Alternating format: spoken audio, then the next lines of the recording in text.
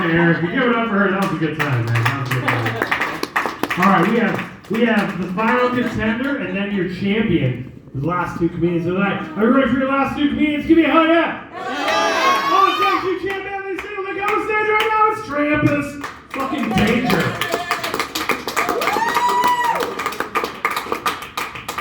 Hey guys, dude, how are you doing, Post Balls? I'm Trampus Danger. So, you really didn't know what the hole was in the underwear? No. Lady, you put your dick in it. Yeah. That's what you do. That's what the hole is. You put your dick through it. How often do you use it? I don't wear underwear, so like never.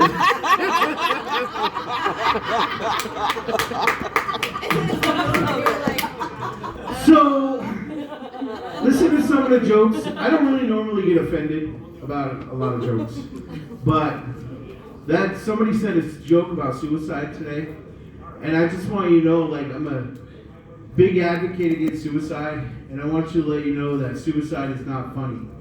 Great. Unless you do it to yourself. He's not wrong. Smoking a cigarette.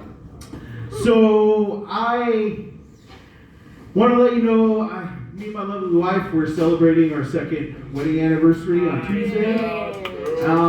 We've been married for 2 years. Over the last weekend, I let everybody know there was a Gem State Tattoo Convention. And we decided to go, and it's kind of crazy. North Idaho is really weird. It was at the fairgrounds, doing a convention at the fairgrounds. When we get there, we didn't even know what was going on. With all these signs that just said gun show. Then you get to the fairgrounds and you're looking around like, tattoo convention? Well, I like guns, so we go check that out. There's a gun show. And then we found out the tattoo convention was on the other side, so it took us a while to figure out where it was going. I still wanted to go look at the gun show, and the wife was like, no, let's go look at tattoos. Get to the tattoo show, we're walking around, we run into Colton Drake.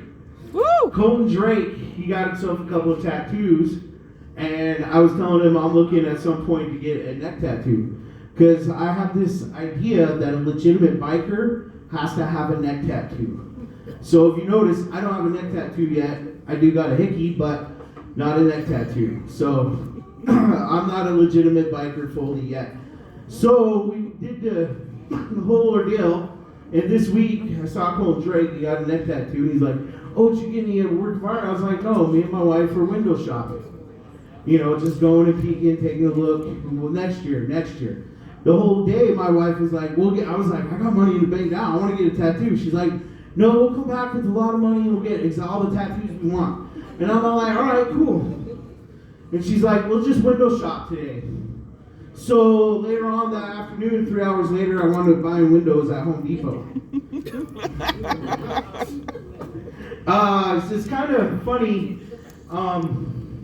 Laura Branning was talking about going to Halloween, being Halloween as a kid. I remember me and my friends used to gather up. We'd assemble the troops like 6 months before we start our pre-planning of the phase. We have our operation get on all the candy, because it's the only time of year that you get to get candies from a stranger. Your whole fucking life, people are like, "You don't take candy from a stranger." One day a year, you're going up to their house, knocking on the door, saying, "Trick or treat, we got our candy, let's go, take off." All right, fellas, vanish away like ninjas in the night. In fact, one of our costumes one year was ninjas.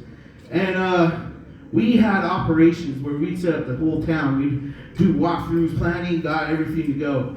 And our idea was, we'd start out on foot. We'd all be dressed up as like our fancy costumes, costume number one. And then we'd go out, hit the whole fucking neighborhood. Side by side. We ain't got time. People would be like, "Trampus, hey, what's up?" "I ain't got time for you, I got time for you." Moving on through, cutting through neighbors' backyards and everything. Later on, we come back to phase 2 operations. We get our skateboard, we take off and go running. And then phase 3 of the operation was bicycles. That's when you got to get the candy right at the end of the night. These kids nowadays have no idea what it is. You just go to the white people, the rich neighborhood, and get all the good candy for your kids. And then they hit like 4 houses and they're done. They don't even know what it's like. All your houses are close together. So I do want to say too is my wife, she had me watch the trilogy. I don't know if you know what the trilogy is, but I would refer to it ever. I've seen Star Wars and I've seen Lord of the Rings, but the trilogy I will forever refer to is the true story of Michael Jeffrey Lane. And if you ladies don't know who I'm talking about, I am talking about Magic Mike. I have seen Magic Mike XXL, Magic Mike, The Last Dance of Magic Mike. I've seen it all, which you realize is a true story of one man's struggle. Not to just entertain the lovely ladies, but to find true love. He thought it was building furniture in his next one. He thought it was him, that one last ride, that one big event. The end, he fell in love, and he had a sexy, sexy dance. Well, my wife was telling me that she has went to one of those Hum Thunder from Down Under, the men's strip shows. Ladies, I don't want you to out yourself, but if you have been to one of those man strip shows, you know what I'm talking about. You pay $75 to see these guys dance. And then they get up and they get on the stage.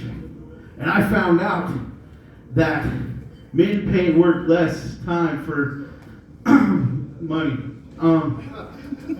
Anyhow, Chastity's at the strip club showing me your fucking beehole for $1. That's it. My name's Travis. I'm out. Way to go, Travis. That was Travis, you guys. Thank you for saying beehole. We don't allow cursing in this mic. Beehole was my favorite. Beehole, baby. Alright. You sounded so out of breath, dude. That's the problem.